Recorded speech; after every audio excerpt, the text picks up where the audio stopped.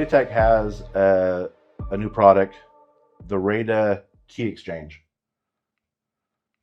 There seems to be a lot of excitement around that. I'm not really sure what the difference is between a Raida key exchange and whatever we're currently using. Why is the Raida key exchange such an exciting idea? Well, it has to do with quantum computers. And right now, in order for us to communicate, we have to have a shared secret. And so that's often called a key and a lock. So I'm going to have to take my message, use some random data and mix it up, encrypt it, and then I'm going to send that data to you, and then you're going to have to know that you're going to have that same random data so you can unencrypt it. And so that's a shared secret. And in order to get those shared secrets, we have to do something called a key exchange. And back in World War II, they would have code books, and everybody would get a code book, and they would look and see, this day we're supposed to use this code, and if that code book was compromised, then the enemy would be able to see or understand what's going on because they would have the key.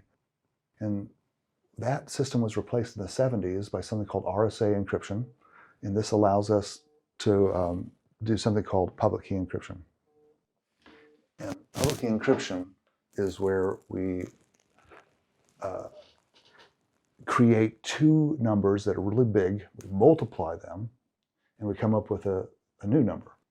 And then I can use these two numbers as a public key and a private key, sort of. And the reason why we can do this is that it's easy to multiply them together, but it's difficult to do the exact opposite, which is called factoring, and trying to get them back into the numbers. Because of that difficulty, we have public key encryption. And we can share the keys by basically, I give you the public part and I keep the private part, and vice versa. It's pretty complicated, but it allows us to, it solves the key exchange system. The problem is that quantum computers can factor big numbers. So the thing that takes us a lot of time, like it might take us trillions of years with a regular computer to factor these numbers, they can do it within seconds.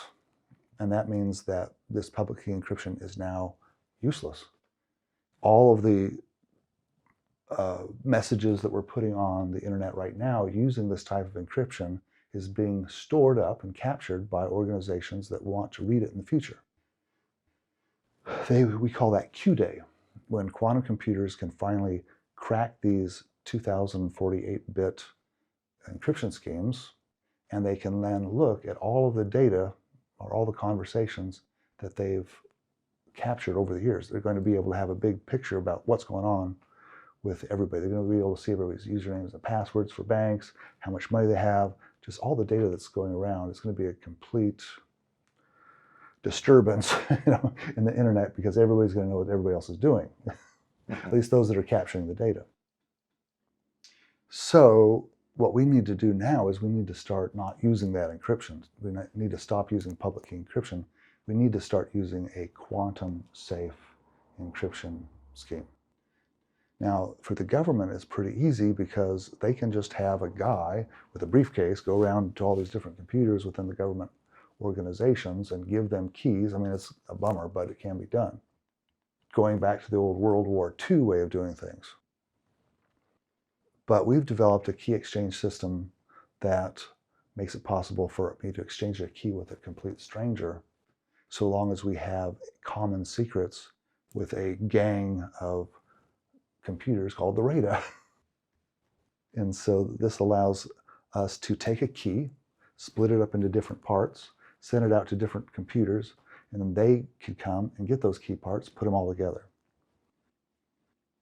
And this is something that we patented, and we're getting ready to try to raise some money to fund it. There's some things that we need to do, like we need to make it so that we can have HTTPR. When we type that into the browser, we can then use this new key exchange system.